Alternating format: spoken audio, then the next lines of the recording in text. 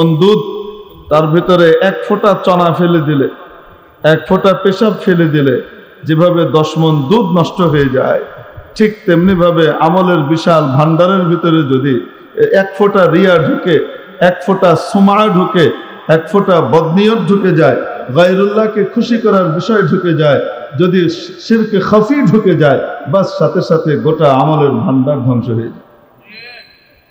মেরে মুহতারাম দোস্ত, নাসাই জিলদে সানিতে এক হাদিস আছে, অন্যান্য কিতাবেও আছে, সহিহ সনদে আছে। যখন এই হাদিস বর্ণনা করতে গিয়েছিলেন হযরত আবু হুরায়রা রাদিয়াল্লাহু তাআলা 3 বার বেহুশ হয়ে গেছেন, তারপরে হাদিস বর্ণনা করা শুরু করেছেন। এক ব্যক্তি, রাসূল সাল্লাল্লাহু আলাইহি ওয়াসাল্লাম বলেন, কিয়ামতের দিন 3 প্রকারের ব্যক্তির হিসাব সবার আগে নেওয়া হবে, তাদেরকে আনা হবে। তাদের মধ্যে একজন বড় দানবীর ছিল, অনেক বড় দানবীর ছিল। আল্লাহ তাআলা তাকে তার দেয়া নিয়ামতগুলো মনে করাবেন, বান্দা তোমাকে তো বিশাল পরিমাণে নিয়ামত দেয়া হয়েছিল, ধন সম্পদ তো আমার নিয়ামত ছিল, এটা এমন এক বিশেষ নিয়ামত, আমার 1000 কোটি বান্দাকে আমি দিইনি, তোমাকে বাছাই করে দিয়েছিলাম, তুমি এই নিয়ামতের কি শুকর আদায় করেছ? ধন সম্পদের সঠিক ব্যবহার হলে এটা কিয়ামতের দিন জান্নাতে উঁচু মাকামে যাওয়ার কারণ হবে, আর এটার অপব্যবহার হলে এটা জাহান্নামে যাওয়ার কারণ হবে। যাই হোক, বলছিলাম যে ধন সম্পদ কত বড় নিয়ামত। রাসূল পাক সাল্লাল্লাহু তাআলা আলাইহি ওয়াসাল্লামের কাছে একবার কিছু সাহাবী আসলেন, গরীব। তারা এসে বললেন, ইয়া রাসূলুল্লাহ, আমরাও নামাজ পড়ি, ধনীরাও নামাজ পড়ে, আমরাও রোজা রাখি, ধনীরাও রোজা রাখে, আমরা যা যা ইবাদত করি শারীরিক, সে সমস্ত ইবাদতগুলো তো ধনীরাও করে, তাহলে আমরা তারা সমান? অতিরিক্ত তাদের কাছে ধন সম্পদ আছে, সেটা দিয়ে তারা আল্লাহর রাস্তায় খরচ করে, অনেক বেশি দান করে, এই কারণে তো তারা কিয়ামতের দিন আমাদের চেয়ে এগিয়ে যাবে, জান্নাতে তারা এগিয়ে যাবে, আমরা তো পিছিয়ে গেলাম। রাসূল পাক সাল্লাল্লাহু আলাইহি ওয়াসাল্লাম তাদেরকে কিছু আমল শিখিয়ে দিলেন, দিয়ে বললেন, এই আমলগুলা করো, তাহলে ওরা দান করে যে সওয়াব পায়, তোমরা এই আমলগুলা করে ওই সমপরিমাণ সওয়াব পেয়ে যাবা, তো তাহলে তোমরা আর পিছিয়ে থাকবে না, এগিয়ে যাবা। সাহাবীরা খুব খুশি, তারাও ইবাদত শুরু করেছেন। গরীব সাহাবীরা, ধনী সাহাবীরা দেখলেন এরা এই আমল কি করে, এটা ওরাও খোঁজ নিয়ে বের করে ফেললেন। ওনারা বের করার পরে এবার ওনারাও শুরু করেছেন। এবার রাসূল পাক সাল্লাল্লাহু আলাইহি ওয়াসাল্লামের কাছে গরীব সাহাবীরা আবার আসলেন, ইয়া রাসূলুল্লাহ, এখন তো যে আমল দিয়ে তাদের দান খয়রাতের সমপরিমাণ আমাদের আমলটা হয়ে যেত আর আমরা জান্নাতে এগিয়ে যেতাম, এখন তো ধনীরাও সেটা শুরু করেছে, তাহলে তো ওটা আর আমাদের এটা সমান সমান, এর উপরে আবার ধন সম্পদের দান খয়রাত, তা আবার তো এগিয়ে গেল। নবী পাক সাল্লাল্লাহু আলাইহি ওয়াসাল্লাম সাহাবীদেরকে বললেন, যালিকা ফাদলুল্লাহ ইউতিহি মান ইয়াশা, এটা তো আল্লাহর দান, যাকে ইচ্ছা তাকে দিবেন, এটা নিয়ে আর কিছু বলার নাই। তাহলে ধন সম্পদ কত বড় দৌলত, যে নিয়ামত দিয়ে আল্লাহ তাআলাকে খুশি করে জান্নাতের উঁচু মাকাম পেয়ে যেতে পারে, অনেক বান্দাকে পিছনে ফেলে সে এগিয়ে যেতে পারে। ওয়া ফি যালিকা ফালইয়াতানাফাসিল মুতানাফিসুন, এর অন্যতম সবব হতে পারে ধন সম্পদ, মাল। তো আল্লাহ তাবারাকা ওয়া তাআলা মনে করবেন, বান্দা তোমাকে তো এরকম ধন সম্পদ দিয়েছিলাম, বিশাল নিয়ামত রাজি দিয়েছিলাম, তুমি আমার নিয়ামতের কি শুকর আদায় করেছো? সে বলবে, ইয়া আল্লাহ, হেন জায়গা নাই, হেন খাত নাই যেই খাতে আমি দান করি নাই। কি মসজিদ, কি মাদ্রাসা, কি গরিব মিসকিন, কি ইয়েতিম, কি দুস্থ, কি বিধবা, কি সমাজ সেবার বিভিন্ন কাজ, কি বন্যার সময়, কি ভূমিকম্পের সময়, কি যুদ্ধের সময়, বিগ্রহের সময়, কোন ক্ষেত্র ছিল যেখানে আমার অর্থ বিনিয়োগ হয় নাই? আমি তো সব জায়গায় অকাতরে দান করেছি। তবে শেষ পর্যায়ে এই সব কিছু সে ফিরিস্তি দিতে থাকবে, আর আল্লাহ তাআলা শুনতে থাকবেন, কিছু বলবেন না। একটা পর্যায়ে সে বলবে, আপনাকে খুশি করার জন্য, এটা বলার সাথে সাথেই আল্লাহ তাআলা বলবেন কাযাবতা, মিথ্যা কথা বলেছ। তুমি তো এগুলা এজন্য করেছিলে যেন তোমাকে মানুষ বড় দানবীর বলে, দানশীল বলে। তুমি তো এগুলো এজন্য করেছিলে যেন তোমাকে বড় দানশীল আর দানবীর বলা হয়। ফাকাদ কিল, তা তো বলা হয়ে গেছে। সুম্মা উমিরা বিহি, এরপরে তার ব্যাপারে ফেরেশতাদেরকে আদেশ করা হবে। এখানে তো ওর কিছু নাই, সব তো দুনিয়াতে যে জন্য করেছিল সেই কাজ তো হয়ে গেছে, আমার সন্তুষ্টির জন্য তো করেনি। উপর করে মাথা নিচের দিকে দিয়ে পা টেনে হিঁচড়ে নিয়ে যাওয়া হবে, চেহারাটা মাটির ভিতরে ছাঁচড়াতে থাকবে, এইভাবে টেনে হিঁচড়ে জাহান্নামে ফেলে দেওয়া হবে। একজন বড় মুজাহিদকে আনা হবে, বড় মুজাহিদ জিহাদ করে নিজের জিন্দেগি দিয়ে দিয়েছে, শহীদ হয়ে গেছে। শহীদকে আনাবার পরে আল্লাহ তাবারক ওয়া তাআলা তাকে দেওয়া নিয়ামত মনে করাবেন। তোমাকে বাহাদুরি দিয়েছিলাম, শৌর্য বীর্য দিয়েছিলাম, তোমাকে শক্তি সামর্থ্য দিয়েছিলাম, যেটা আমি আমার অনেক বান্দাকে দিই নাই। তুমি আমার এই নিয়ামতের কি শুকরিয়া আদায় করেছো? সে বলবে, আল্লাহ আর কি করতে বাকি আছে?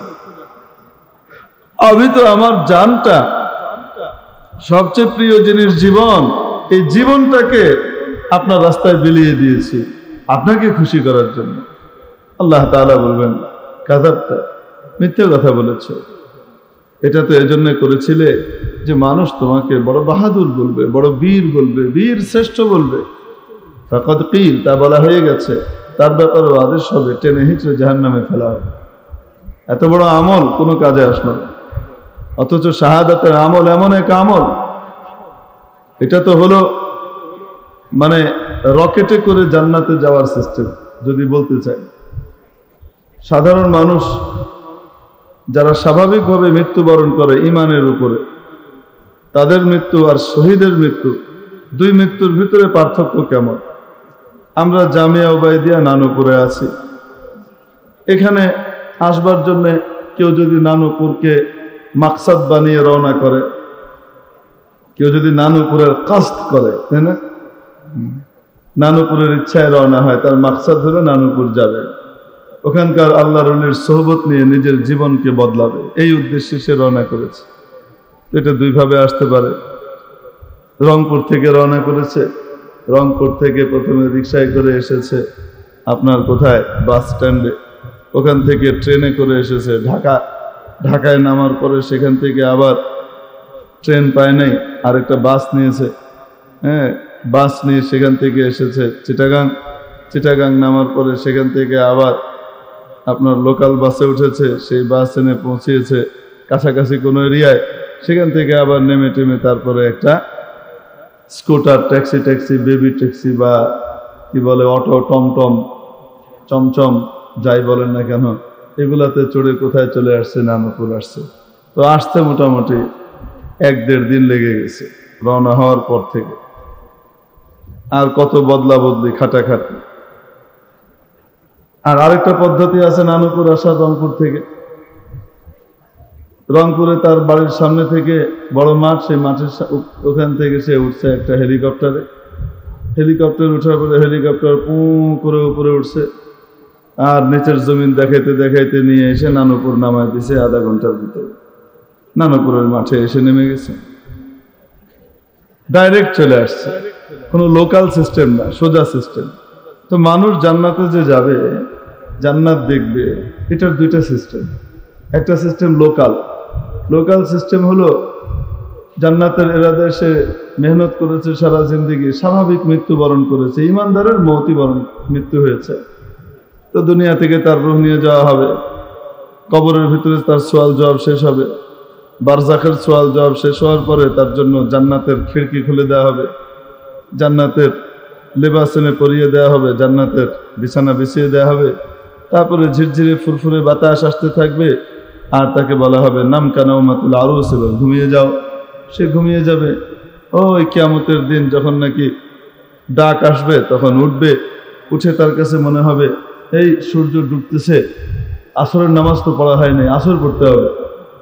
হাদিস শরীফের ভিতরে আসে যে ইমানদার কিয়ামতের দিন এই হাজার হাজার বছর ঘুম থেকে ওঠার পরে তার মনে হবে না যে 1000 বছর ঘুমাইছে, সে মনে হবে যে জোহর নামাজ পড়ে ঘুমাইছিলাম, এখন আসর হয়ে গেছে, আরে সূর্য ডুবে যাবে, তাড়াতাড়ি আসরের প্রস্তুতি নিয়ে রেডি হয়ে যখন তড়িঘড়ি করে উঠতে থাকবে, তখন ফেরেশতারা বলবে, আরে আল্লাহর বান্দা, ওরে আল্লাহর বান্দি, আর আসর পড়তে হবে না, দুনিয়াতে বহুত কষ্ট করেছো, চলো এখন মাবুদের দরবারে হাজির হয়ে যাও, রাদিয়াতুম মারদিয়া, যাও আল্লাহর দরবারে গিয়ে হাজির হও, কিয়ামতের ময়দানে হাজির হবে। তারপরে কত হাজার বছর পার হবে আল্লাহই জানে, বিভীষিকাময় পরিস্থিতিতে নবীজির সুপারিশ শুরু হবে, তারপরে বড় সুপারিশের পরে এবার হিসাব কিতাব শুরু হবে, সেই হিসাব কিতাবের লাইন টাইন শেষ হবে, তারপরে গিয়ে জান্নাতে যাবে লোকাল সিস্টেমে। প্রথমে কবরে গেছে, কবরে গিয়ে ওখানে আসো সোয়াল জবাব হয়েছে, তারপর ওখান থেকে ইল্লিনে নিয়ে গিয়ে ঘুম পাড়াই দিছে, তারপরে সেখান থেকে গিয়ে আবার হাসরের ময়দানে আসছে, এসে তারপরে হিসাব কিতাব হয়েছে, ও অনেক কিছু করে, মানে প্রথমে রিক্সায় উঠছে, তারপরে বাসে উঠছে, এরপরে এসে আবার ট্রেনে উঠছে, এরপরে আবার এসে আরেক লোকাল বাসে উঠছে, তারপরে এসে আবার টমটমে করে নামে পড়েছে, এভাবে গিয়ে জান্নাতে যাবে। আর আরেকটা সিস্টেম, রংপুর থেকে উঠছে হেলিকপ্টারে, শু করে এসে নেমে পড়ছে নানুপুর, রংপুর টু নানুপুর, মাঝখানে কোনো কিছু নাই। তো শহীদের দরজা হলো এমন যে শহীদ হওয়ার সাথে সাথে তার রূহটাকে ফেরেশতারা জান্নাতি রুমাল দিয়ে পেঁচিয়ে নিয়ে উপরে চলে যান। রব্বুল আলামিন বলে দেন, সোজা গিয়ে নিয়ে ঢুকায় দাও কিসের ভিতরে, সবুজ পাখির ভিতরে ঢুকিয়ে দাও, জান্নাতের যে সবুজ পাখি আছে তার ভিতরে একে ঢুকিয়ে দাও। আর ঢুকিয়ে দেওয়ার পরে তাকে ছেড়ে দেওয়া হয়, আর বলা হয়, যাও জান্নাতে ঘুরে বেড়াও, মজা করো, জান্নাতের ভিতরে ফুর্তি করো, জান্নাত দেখতে থাকো। এখনো মুমিন বান্দারা তাদের ইল্লিনে বসে আছে, বারজাখের জগতের ভিতরে বসে আছে, কবরের মাসলার উপর দিয়ে পার হচ্ছে, আর সে জান্নাতে ঘুরে বেড়াচ্ছে, ডাইরেক্ট সোজা জান্নাতে চলে গেছে। আর হেলিকপ্টারের আরোহী না, হেলিকপ্টারের পাইলটের আসনে তাকে বসায় দেওয়া হয়েছে, মন মতো জান্নাতে যেদিকে ইচ্ছা সেদিকে সে ঘুরে বেড়াইতেছে। শাহাদাতের এই মৃত্যু এত মর্যাদাশীল। আর যখন নাকি উঠতে উঠতে উঠতে উঠতে ক্লান্ত হয়ে যাবে, আল্লাহ তাআলার আরশের নিচে কিন্দিল আছে, কিন্দিল বিশাল ঝাড়বাতি আছে, আল্লাহর আরশের শায়ানের শান অনুযায়ী সেই ঝাড়বাতি বাংলাদেশের দুনিয়ার ঝাড়বাতির মতো না। সেই ঝাড়বাতির ভিতরে এসে ডান্ডার উপরে পাখি এসে বসবে, রেস্ট নেবে, রেস্ট নিয়ে আবার নতুন করে ঘোরা শুরু করবে। এই হলো শহীদের মর্যাদা। তিরমিজি শরীফের ভিতরে হাদিস আছে, শাহীদ ইনদাল্লাহি সিত্তু খিসাল, শহীদকে 6টা মর্যাদায় ভূষিত করা হয়, 6টা জিনিস তাকে দান করা হয় আল্লাহর পক্ষ থেকে। তার ভিতরে 1 নম্বর হলো ইউগফারু লাহু ফি আউয়ালি দুফা, তার রক্তের প্রথম ফোঁটাটা মাটিতে পড়ার আগেই তার সব মাফ করে দেওয়া হয়। আযাবে কবর থেকে তাকে মুক্তি দিয়ে দেওয়া হয়, তারা কবরের আযাবের কোনো কারবারই নাই, তো সোজা যাবে ডাইরেক্ট। এ হলো শহীদের মর্যাদা। এত বড় আমল, যে আমলের মর্যাদা বোঝাতে গিয়ে রাসূল পাক সাল্লাল্লাহু আলাইহি সাল্লাম শাহাদাতের মর্যাদা বোঝাতে গিয়ে যখন নাকি এইভাবে মাথা উঁচু করে এত উপরে এত উপরে এত উপরে জান্নাতে থাকবে বোঝাতে গিয়েছে, রাসূল সাল্লাল্লাহু আলাইহি ওয়াসাল্লাম মাথা থেকে টুপি খসে পিছনে পড়ে গেছে। টুপির উজুদের যে হাদিস আছে, সুন্নিয়তের হাদিস, সেগুলোর ভিতরে অন্যতম হাদিস হলো এটা, টুপি সাবিত করার হাদিস, যেটা দিয়ে টুপির সুন্নিয়ত সাবিত হয়। এত উঁচু মর্যাদা শাহাদাতের মাধ্যমে মানুষ পৌঁছায়, এত বড় আমল। এরকম বড় আমল ওলাকে আনা হবে, আর তাকে আল্লাহ তাআলা জিজ্ঞেস করার পরে সে যখন বলবে যে আমি এই করেছিলাম, জান দিয়ে দিয়েছি, জীবন দিয়ে দিয়েছি, কিয়ামতের দিন সমস্ত মানুষ উলঙ্গ উঠবে। সমস্ত মানুষ কিভাবে উঠবে? কাপড় চোপড় থাকবে না। আম্মা যারা আয়েশা সিদ্দিকা রাদিয়াল্লাহু তাআলা আনহা রাসূল পাক সাল্লাল্লাহু আলাইহি ওয়াসাল্লামকে জিজ্ঞেস করলেন, ইয়া রাসূলুল্লাহ, মানুষ উলঙ্গ উঠবে, উলঙ্গ উঠলে তাহলে তাদের কি অবস্থা হবে? লজ্জা পাবে না? নিজের গোপনাঙ্গ অন্যরা দেখে ফেলছে, সে লজ্জা পাবে না? রাসূল পাক সাল্লাল্লাহু আলাইহি ওয়াসাল্লাম বললেন, আয়েশা, লজ্জা সেদিন তো প্রত্যেকের এমন এক অবস্থা হবে, নিজেকে নিয়ে এমন অস্থির আর পেরেশান থাকবে, ইয়া নাফসি করতে থাকবে, আরেকজনের দিকে তাকাবার মতো ফুরসতি তো সে পাবে না। কিন্তু সেই দিন আল্লাহ তাবারাক ওয়া তাআলা শহীদদেরকে কাপড় সহ উঠাবেন। যেই লেবাসে তার শাহাদাত হয়েছিল, যেই কাপড় পরা অবস্থায় তার শাহাদাত হয়েছে, ওই কাপড় সহ ওই অবস্থায় সে উঠবে, তার গায়ে কাপড় থাকবে, ওয়া জুরহুহু ইয়াসউবু দামান, আর তার শরীরের ক্ষতস্থান থেকে, যেখানে আঘাত পাওয়ার পরে রক্ত বেরিয়েছিল, সেই ক্ষতস্থান থেকে ফিনকি দিয়ে রক্ত বের হবে। লাউনুহু লাউনুদ্দাম, নবীজি সাল্লাল্লাহু আলাইহি ওয়াসাল্লাম যে বলেন যে পদার্থটা শরীর থেকে ফিনকি দিয়ে বের হবে, ওটার রংটা হবে রক্তের মতো। ওয়া রিহুহু রিহুল মিস্ক, কিন্তু তার সুঘ্রাণ হবে মিস্ক আম্বরের মতো। এমন হবে, সে আসবে কাফনের কাপড় সহ, সে তো তার শাহাদাতের কাপড় চোপড় সহ আসবে। শহীদের মর্যাদা, সেদিন সে উলঙ্গ থাকবে না। আল্লাহু আকবার। কোন এক বুজুর্গ শহীদের এই হাইয়াতকে, এই হালাতকে, হাদিসের আলোচনাগুলোকে তার শেরের ভাষায় এভাবে বলেছেন, বামাহশার গর্ব পুরসন্দম চে আওয়ারদি নমি গোয়ম, বামাহশার গর্ব পুরসন্দম চে আওয়ারদি নমি গোয়ম, শহীদ খঞ্জরে ইশকম গওয়াহে খুদ কফনদারম, শহীদ খঞ্জরে ইশকম গওয়াহে খুদ কফনদারম। কিয়ামতের দিন যদি আমাকে ফেরেশতারা জিজ্ঞেস করে, আল্লাহর সামনে পেশ করতে হবে, কি এনেছো আমলনামা, আমাকে দেখাও, বের করে দেখাও। সব কিতাব হবে, আমি বলবো না। শহীদ বলবে, আমি বলবো না। দেখো না, দেখো না, দেখো না, আমার হিসাব কিতাবের জন্য তোমরা আমাকে কিভাবে জিজ্ঞেস করো। আল্লাহর ইশক আর প্রেমের মহব্বতে তো আমি নিজের জানটা পর্যন্ত দিয়ে দিয়েছি, তার সাক্ষ্য আমার কাফন দেখতে পাচ্ছ না। শহীদের মর্যাদা, শহীদকে আনা হবে, বাহাদুরির কথা মনে করানো হবে। উনি বলবেন যে আমি এই করেছি, এই করেছি, এই করেছি, এত কাফের মেরেছি, এত মিসাইল মেরেছি, এরকম মোটা মোটা করেছি, শত্রুদেরকে আমি তটস্থ করে রেখেছি, শেষ পর্যন্ত আমি একটা পর্যায়ে নিজের জান দিয়ে দিয়েছি, কখনো কোনোদিন পিছপা হয়নি।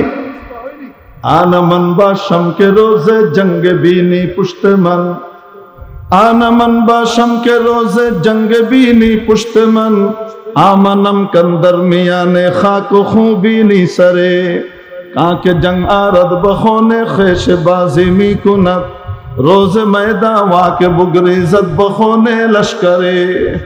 আমি তো কোনোদিন পালাইনি, পলায়ন কি জিনিস দেখিনি। আমার পিঠে কোনো আঘাত নাই, আমার সমস্ত আঘাত আমার বুকে, আমার পেটে, আমার শরীরে, চারিদিকে আঘাত, কিন্তু কোনো আঘাত আমার পিছনে নাই। আমি কোনোদিন পশ্চাৎধাবন করিনি, পালাইনি ময়দান ছেড়ে। শেষ পর্যায়ে লড়তে লড়তে লড়তে লড়তে লড়তে লড়তে আমি জানটা পর্যন্ত দিয়ে দিয়েছি আপনার জন্য। ইয়া আল্লাহ, আল্লাহ তাআলা সব শুনবেন, লিরিদাকা, আপনাকে খুশি করবার জন্য। আল্লাহ বলবেন কাযাব, মিথ্যা কথা। এজন্য বলেছিলাম যে, এজন্য করেছিলাম মানুষ তোমাকে বাহাদুর বলবে, তার ব্যাপারেও আদেশ হবে, জাহান্নামে নিয়ে নিক্ষেপ করা হবে। এরপরে আনা হবে একজন বড় কারিকে। এই কারি তিলাওয়াতের কারি নয়, ইস্তিলাহি কারি। কারি মোহাম্মদ তাইয়্যিব, মোল্লা আলী কারি, কারি বিমানা মুকরি, কোরআনের তিলাওয়াতেরও উস্তাদ এবং মাআনিরও উস্তাদ, মাযামিনেরও কি বহুত বড় আলিম, বহুত বড় একজন আলিমকে আনা হবে। লফজি তরজমা কারিও করতে পারেন, আনা হবে। নিয়ামত মনে করানো হবে, যে নিয়ামত দিয়েছিলাম, এই নিয়ামত পৃথিবীর আমার হাজার কোটি বান্দাকে আমি দেই নাই, তোমাকে দিয়েছিলাম। আল্লাহু আ'লামু হাইসু ইয়াজআলু রিসালাতা, আল্লাহ জানেন ইলমের নূর, তার নবীর রিসালাতের ইলমের নূর কার দিলে কোন ভাবে রাখবেন, এটা উনি জানেন, উনি বাছাই করেন। আমি বাছাই করেছিলাম, অন্য কেউ বাছাই করেনি।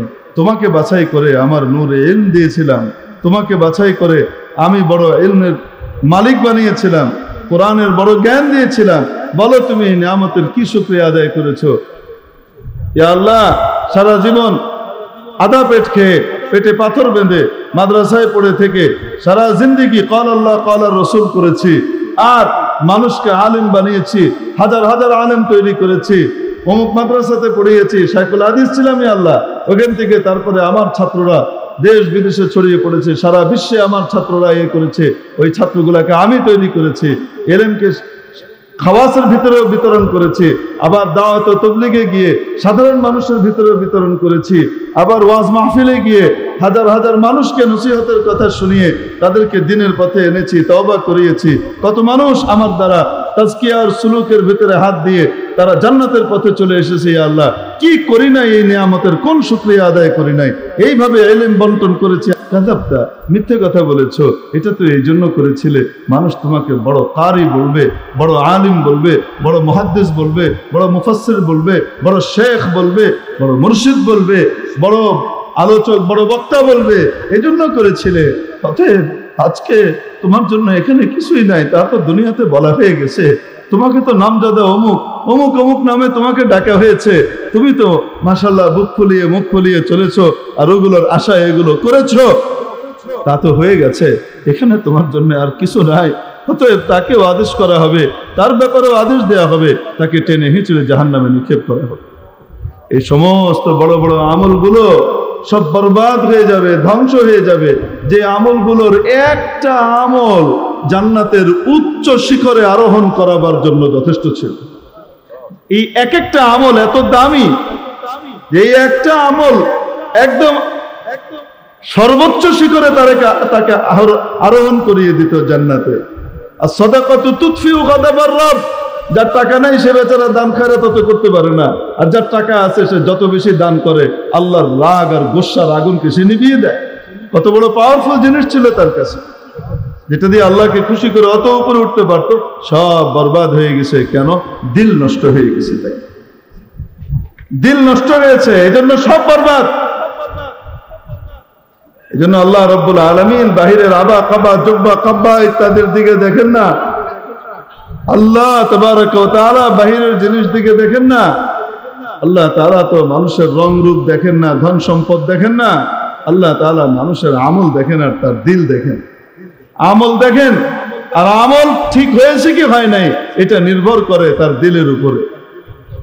আমল ঠিক হওয়ার জন্য আমলের বাহ্যিক রূপ হলো সুন্নতের উপরে, নবীর তরিকায় আমলটা হওয়া, আর আমলের রূপ হলো ওটার ভিতরে রিয়া, সুমা ইত্যাদি থেকে নিজের আমলকে বাঁচিয়ে একমাত্র আল্লাহর জন্য আমলটা করা, ইখলাস। এটা হলো আমলের জান। মেরে মুহতারাম দোস্ত, আজিজ ও বুজুর্গ, এই জন্য দিল ঠিক তো সব ঠিক। দিল নষ্ট হয়ে গেলে সব নষ্ট হয়ে যাবে। সাহাবায়ে কেরাম রিদওয়ানুল্লাহি আলাইহিম আজমাইন নিজেদের দিল পবিত্র করবার জন্য কত বড় বড় পদক্ষেপ নিয়েছেন। মায়েজা আসলামী রাদিয়াল্লাহু তাআলা আনহা তাশরীফ এনেছেন। ইয়া রাসূলুল্লাহ, জানাইতো সালাম দিয়ে এই পাশ থেকে বলেছেন, নবীজি সাল্লাল্লাহু আলাইহি ওয়াসাল্লাম চেহারা ফিরিয়ে নিয়েছেন। আবার ওদিকে গিয়ে বলছে, ইয়া রাসূলুল্লাহ, আমি জিনা করেছি, আমাকে পাক করেন, তাহহিরনি, আমাকে পবিত্র করেন। রাসূল পাক সাল্লাল্লাহু আলাইহি ওয়াসাল্লাম বললেন, লাআল্লাকা মাসিস্তাহা, মনে হয় তুমি তাকে টাচ করেছো, আর এটাকে তুমি জিনা মনে করছো। যাও তুমি আল্লাহর কাছে তওবা করে নাও, যাও। নবীজি কি বুঝতে পারছেন না যে মায়ের সহি কথা বলছে, সে স্বীকারোক্তি দিচ্ছে? নবীজি বুঝতে পারছেন না? বুঝতে তো পারছেন, কিন্তু চাচ্ছেন সে ফিমা বাইনাহু ওয়া বাইন আল্লাহ তওবা করে পবিত্র হয়ে যায়। আল্লাহ তো এর চেয়ে বড় গুনাহ মাফ করে দিতে পারেন। সে পবিত্র হয়ে যায়, খামাকা হুদুদের মাতাহাতে সে না আসুক। আবার এই পাশ দিয়ে এসেছে, যখন নাকি রাসূল সাল্লাল্লাহু আলাইহি ওয়াসাল্লাম চেহারা ফিরিয়ে নিয়েছেন, এই পাশ দিয়ে এসেছে, ইয়া রাসূলুল্লাহ, এমনি জানাইতো আসলে আমি জিনা করেছি, ব্যভিচার করেছি, তাহহিরনি, আমাকে পবিত্র করেন। রাসূলুল্লাহ সাল্লাল্লাহু আলাইহি ওয়াসাল্লাম বলেন, লাআল্লাকা ক্বাবালতাহা, মনে হয় তুমি তাকে চুমু দিয়েছো, মনে হয় তুমি তাকে চুমু দিয়েছো, এটাকে তুমি জিনা মনে করছো। যাও, যাও তুমি আল্লাহর কাছে মাফ চেয়ে নাও। আবার ঘুরে আসছে, চেহারা ঘোরানোর পরে আবার আসছে, ইয়া রাসূলুল্লাহ, আমাকে পাক করেন, আমি এটা করেছি। জানে যে পাথর নিক্ষেপে হত্যা করা হবে। দুনিয়ার এই পাথর নিক্ষেপে হত্যা হওয়া, নিহত হওয়া বরদাস্ত করে নিতে রাজি আছে, কিন্তু আল্লাহর কাছে নাপাক দিল নিয়ে যেতে রাজি নয়। নবীর সুহবত ইয়াফতা। والذين إذا فعلوا فاحشة أو ظلموا أنفسهم ذكروا الله। মানুষের তো গুনাহ হয়, গুনাহ হয়, গুনাহ হবেই, গুনাহ হবেই। গুনাহ হয় না শুধু নবীর, নবী ছাড়া সকলের গুনাহ হয়। এজন্য বলেছেন আলা কুল্লুকুম, বলেন না আলা কুল্লু ইনসানিন খাত্তাও, বলেছেন আলা কুল্লুকুম ইয়া মাশারাল উম্মাহ, ও উম্মতরা। নবীরা তো মাসুম, আল্লাহ তাদেরকে বাঁচিয়ে নিয়েছেন, কিন্তু তোমরা সকলেই গুনাহগার, যত বড় ওলি হও। ওয়া খায়রুল খাত্তাইনা তাওয়াবুন, গুনাহ তো মানুষের হবেই, গুনাহ নাপাক জিনিস হৃদয়কে নাপাক করে দেয়, কালো দাগ পড়ে। হাদিসের মধ্যে আসে যখন নাকি কেউ কোনো গুনাহ করে তার দিলের মধ্যে একটা কালো দাগ পড়ে, যদি সে তওবা করে ইস্তেগফার করে দাগটা মিটে যায়, আগের মতো কলব হয়ে যায়। যদি তওবা ইস্তেগফার না করে ওই দাগটা রয়ে যায়। আরেকটা গুনাহ করে সেই দাগটা আরেকটা দাগ পড়ে, আরেকটা গুনাহ করে তো আরেকটা দাগ পড়ে। এভাবে পড়তে পড়তে পড়তে পড়তে পড়তে পড়তে পুরা অন্তরটা নষ্ট হয়ে যায়।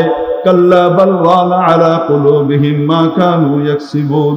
অন্তরটা একেবারে মরিচা যুক্ত হয়ে নষ্ট হয়ে যায়। এরপরে আর হেদায়েতের কথা কবুল হয় না, ভালো কথা আর ভালো লাগে না, মন্দ কথা তখন ভালো লাগে, ভালো কাজের দিকে আর মন যায় না।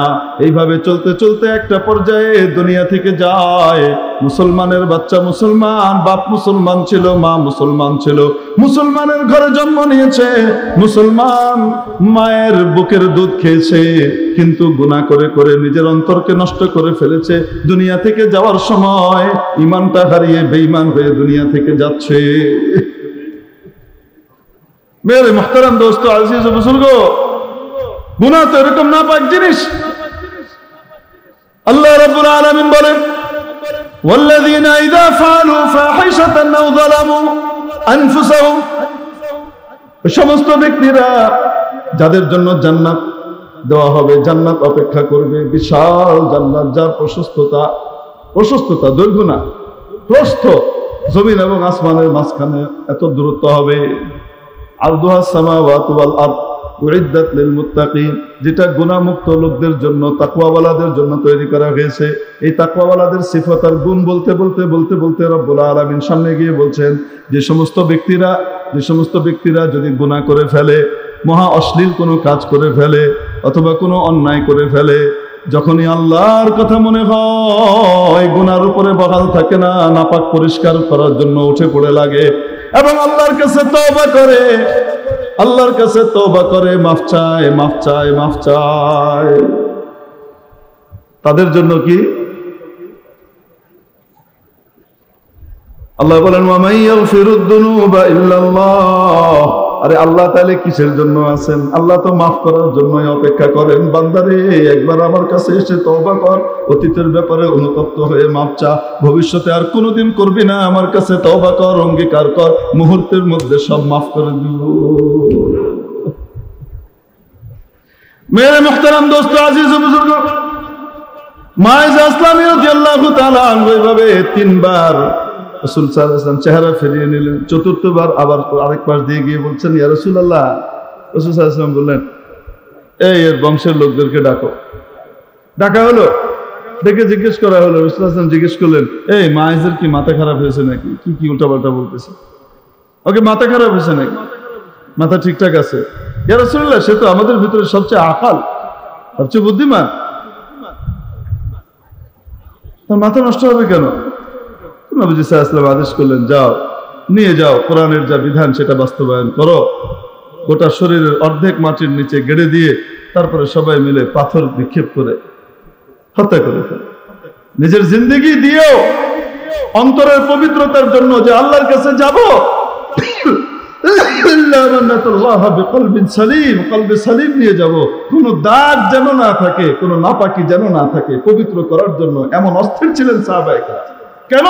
তাদের কাছে দিল পবিত্র করা সবচেয়ে গুরুত্বপূর্ণ জিনিস। মেরে মুহতারাম দোস্ত, কোরআনে কারীমে আল্লাহ রাব্বুল আলামিন কোনো কথা বলে দিলে কোরআনে তার জায়গা হয়েছে, ওই কথাটা, ওই বিষয়টা, এর চেয়ে বড় জিনিস আর কিছুই দরকার নেই, এর চেয়ে গুরুত্বের জন্য আর কিছুই লাগে না, ঠিক কিনা? সেখানে যদি আল্লাহ কোনো কথা কসম সহকারে বলে, আল্লাহ কসম খাচ্ছেন কোন জিনিসের, তারপরে বলছেন, তাহলে কি পরিমাণ গুরুত্ব বাড়ে? বিষয়টা যত গুরুত্বপূর্ণ, আল্লাহ তাআলা তার জন্য কসম তত বেশি জিনিসের খেয়েছেন। কখনো কখনো এক জিনিসের কসম খেয়েছেন, ইয়াসিন ওয়াল কোরআনিল হাকিম ইন্নাকা লামিনাল মুরসালিন। এক কসম খেয়েছেন এক জিনিসের, কোরআনে হাকিমের কসম। কখনো কখনো খেয়েছেন 2 জিনিসের কসম, ওয়াদ-দুহা ওয়াল লাইলি ইযা সাজা। 2 জিনিসের কসম খেয়ে বলছেন, মা ওয়াদ্দাআকা রাব্বুকা ওয়া মা ক্বালা। আল্লাহ আপনাকে পরিত্যাগ করেননি, ছেড়ে দেননি। তরক করেননি আল্লাহ তাআলা। দুই জিনিসের কসম খেয়েছেন। কখনো কখনো রব্বুল আলামিন তিন বিষয়েরও কসম খেয়েছেন।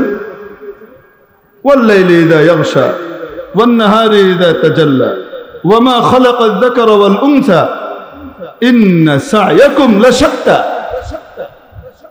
কখনো কখনো চার জিনিসের কসম খেয়েছেন। ওয়াস-সামাই যাতিল বুরুজ ওয়াল-ইয়াউমিল মাওউদ ওয়া শাহিদ ওয়া মাশহুদ। চার জিনিসের কসম খেয়ে বলছেন কুতিলা আসহাবুল উখদুদ। আসহাবুল উখদুদকে ধ্বংস করা হয়েছে, হত্যা করা হয়েছে। চার জিনিসের কসম খেয়েছেন। কিন্তু যখন রব্বুল আলামিন দিলকে পবিত্র করা, দিলকে খাঁটি করা, পরিষ্কার করা, নফসকে তাজকিয়ার ভেতর দিয়ে নিয়ে আওসাফে হামিদা অর্জন করা এবং ফাসাইলে রাজিলা থেকে নিজের দিলকে পরিষ্কার করবার জন্য যখন নাকি বলেছেন, তো সেক্ষেত্রে বলতে গিয়ে এক দুই জিনিসের না 11 জিনিসের কসম খেয়েছেন। 11 বিষয়ের, এর চেয়ে বেশি কসম আর কোনো বিষয় খান না।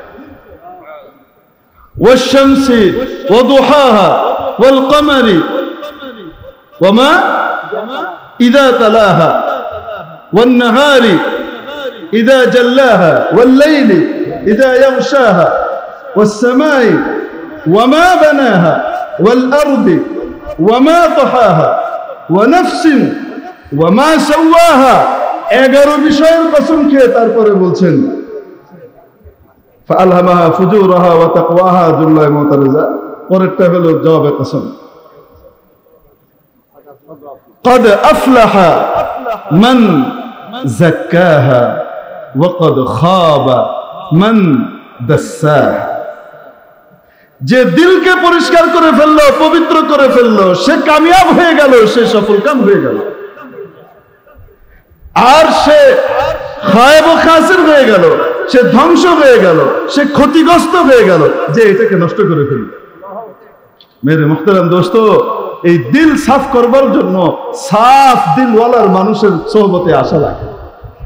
আল্লাহওয়ালার সোহবতে আসলে, আল্লাহওয়ালার সোহবতে নিজেকে এনে বিলিয়ে দিলে তারপরেই এই দিল সহি হয়, সোজা হয়।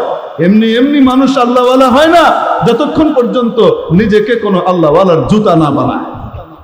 খুদ বখুদ কা মিলনা শুদ মৌলায়ে রূ তা গোলামে শামস তবরেজ না শুদ।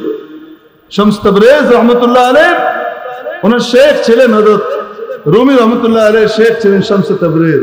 উনি বলেন শামস তবরেজের জুতা হওয়ার আগ পর্যন্ত আমি আজকে যে মর্যাদা পেয়েছি এটা এমনি এমনি পাই নাই, জুতা হওয়ার পরে পেয়েছি। কালারা বুগজারো মর্দে হাল শো পেশে মর্দে কামেলে পামাল শো। দিলকে যদি পবিত্র করতে চাও, যদি মুজাক্কা হতে চাও, পবিত্র সত্তার অধিকারী হতে চাও, প্রশ্ন এগুলা বাদ দিয়ে, সবকিছু বাদ দিয়ে, কি কেন এগুলা বাদ দিয়ে সবকিছু ছেড়ে দিয়ে সোজা আল্লাহওয়ালার জুতা হয়ে যাও।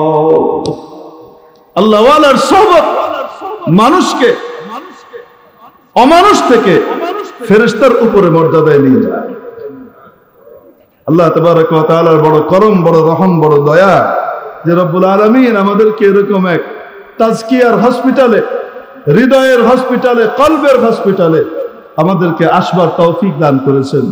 নানুপুর এটা শুধুমাত্র একটা মাদ্রাসা নয়, দার মাদ্রাসা খানকা দিদাম, দার মাদ্রাসা খানকাহে দিদাম। মাদ্রাসার ভিতরে তো একটা খানকাও দেখে আসছে।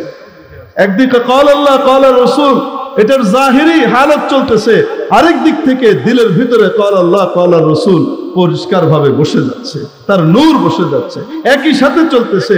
দারুল উলুম দেওবন্দের ব্যাপারে এই কথা আল্লাহ ওয়ালারা গিয়ে বলে এসেছেন। যেমন এক মাদ্রাসা দেখে আসছি, যে মাদ্রাসা শুধু মাদ্রাসা না, সেখান থেকে আলেম হয়, আরিফ বিল্লাহ তৈরি হয়। একসাথে যখন ফারেগ হয় তখন আলেমও হয়ে গেছে, আরিফ বিল্লাহ হয়ে গেছে, আল্লাহ ওয়ালা হয়ে গেছে। নানুপুর তো সেই মার্কাজ, সেই খানকা, সেই জায়গা, যে এক জায়গার ভিতরে অল ইন ওয়ান। কি তালিম সেটাও এখানে, কি তাজকিয়া সেটাও এখানে, কি খেদমতে খাল, মানুষের জন্য, সমাজ সেবার জন্য এগিয়ে যাওয়া। আল মানহাল, সেটাও তো নানু করে। কোন জিনিস দরকার, যে জিনিস রাসূল পাক সাল্লাল্লাহু আলাইহি সাল্লাম করে গিয়েছিলেন, আর সেগুলা নানুপুরওয়ালারা করতেছে না। আর যদি কোনো জায়গাতে জিহাদ ফি সাবিলিল্লাহর জরুরত পড়তেছে, সেটার ভিতরেও সেখানে অবদান আল্লাহ পাক তাদের দ্বারা রাখাইতেছেন। সুবহানাল্লাহ।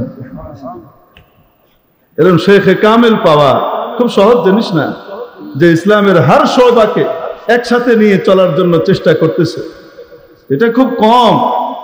ওয়াকালিলুম মাহুম, গোটা বাংলাদেশে খুঁজলে বহুত কম পাওয়া যায় যে হার ফানি, হার লাইনের মেহনত আছে, জামিয়াত আছে। এটা খুব সাধারণ জিনিস না। আল্লাহ তাবারক ওয়া তাআলা এই মার্কাজে আশাকে, আমাদের এই আশাকে কবুল করে নেন। আল্লাহ ওয়ালার নজর এবং সোহবতকে নেওয়ার তৌফিক নসিব করেন। হযরত ওয়ালার সোহবত দ্বারা আমাদেরকে মুস্তাফিদ হবার তৌফিক দান করেন। আল্লাহ ওয়ালার নজর, নজরের দামটা কি? নজরের দামটা কি? আল আইনু হাক্কুন। নবীজি সাল্লাল্লাহু আলাইহি সাল্লাম বলছেন নজর লাগে, নজর। এখানে উদ্দেশ্য বদ নজরের কথা বলা হচ্ছে।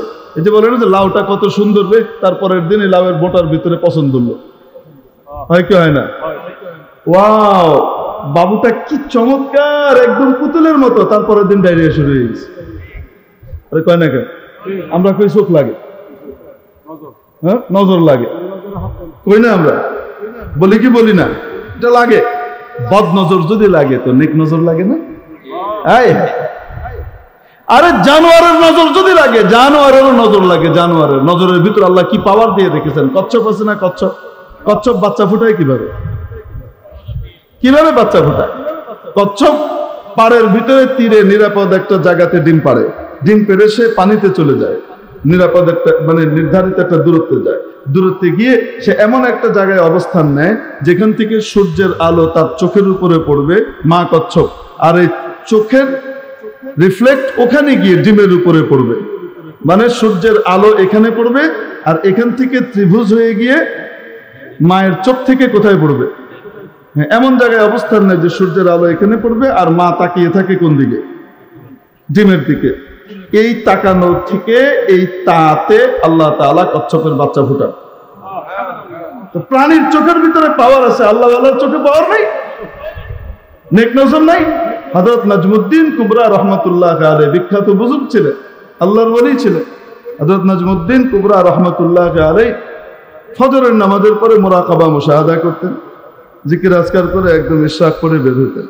তো একদিন বের হয়েছেন, বের হবার পরে হঠাৎ ওনার নজর পড়েছে, প্রথম নজরটা পড়েছে একটা কুকুরের উপরে। কুকুরটা ওনার দিকে এরকম করে তাকিয়েছে, আর ওই কুকুরের দিকে চোখাচোখি হয়েছে, উনি কুকুরের দিকে তাকিয়েছেন। এরপর থেকে আল্লাহর আজীব কুদরত, যে কুকুর যেখানে যেত সেই জায়গাতে সমস্ত কুকুররা, এলাকার কুকুররা এসে তার সামনে হাত জোড় করে চুপ করে বসে থাকত। এক নজর ফরমা কে মুস্তাসনা শওম জবনায়ে জিন্স, এক নজর ফরমা কে মুস্তাসনা শওম জবনায়ে জিন্স, সবকে শুদ মঞ্জুর নজমুদ্দিন সগারা সরওয়ারাস। ও আল্লাহর ওলি, আমাদের দিকে একটু আপনার তাওয়াজ্জু, নেক নজর দিন, যেন আমি আমার সমগোত্রীয়দের থেকে পৃথক হয়ে যেতে পারি। যেমন ওই কুকুর, যে কুকুর সমগোত্রীয় কুকুরদের চেয়ে সম্পূর্ণ অনন্য, এক আলাদা বৈশিষ্ট্য অর্জন করেছিল, এক মর্যাদা লাভ করেছিল, যে কুকুর হযরত নাজমুদ্দিন কুবরার নজরে আফতা হয়েছে। এই জন্য আল্লাহ ওয়ালার সোহবত বড় গনিমত। যার উপরে নজর পড়বে তার জিন্দেগি বনে যাবে।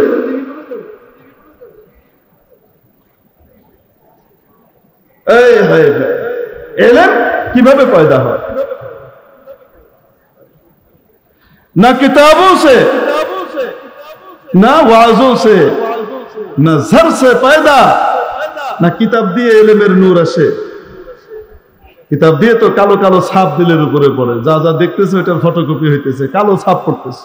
ওই কালো ছাপ পরিষ্কার করতে হয় খেদমতে খালক দিয়ে। মানুষের খেদমত না, শুধু জানোয়ারেরও খেদমত। এটার দ্বারা পরিষ্কার হয়, দিল সাফ হয়। তো কালো কালো ছাপ পড়ে, না কিতাবও সে, না ওয়াজও সে, না ঝার সে, না টাকা পয়সা দিয়ে পায়দা। এলেম এগুলা কোনোটা দিয়ে হয় না। इल्म होता है बुजुर्गों की नजर से पैदा इल्म যদি আসে ইলমের নূর যদি দিলে আসে আল্লাহ ওয়ালাদের নজরের দ্বারা আসে এজন্য ইলমের মধ্যে জিলা পয়দা করতে হবে আল্লাহ রাব্বুল আলামিন ও আমার তালিব ইলম ভাইরা খাস ভাবে বলল আপনাদেরকে বিশাল নিয়ামত দান করেছেন এখান থেকে পড়তে থাকবেন পড়তে পড়তে এই নিয়ামত অর্জন করে বাড়ি যাবেন যখন কামেল হয়ে যাবেন একবারে শুধু দাওরা পাস করে তাকাসুস করে গেছেন তা নয় কামেল শেখ হয়ে এখান থেকে রওনা করবেন এই সুযোগ আল্লাহ তাআলা এক জায়গাতে আপনাদেরকে দিয়ে দিছে এটা সুযোগ হারাইলে ভবিষ্যতে মাথা চাপড়াবে মানুষ নাই দুনিয়াতে এখন কহতুর রিজাল বলতেন আমাদের ওলামায়ে কেরাম এখন কহতুর রিজাল না এখন তো ফকদুর রিজাল হচ্ছে লোকই নাই আল্লাহ তাআলা দিবেন কদর করার তৌফিক আল্লাহ তাআলা আমাদেরকে নসিব করেন আল্লাহ তাআলা হযরতের নেক হায়াত দারাজ করেন এবং এই মাদ্রাসাকে দিন দুগুনি রাত চৌগুনি তরক্কি এনায়েত করেন আকাবিরিনের ফয়জ দ্বারা মালামাল করেন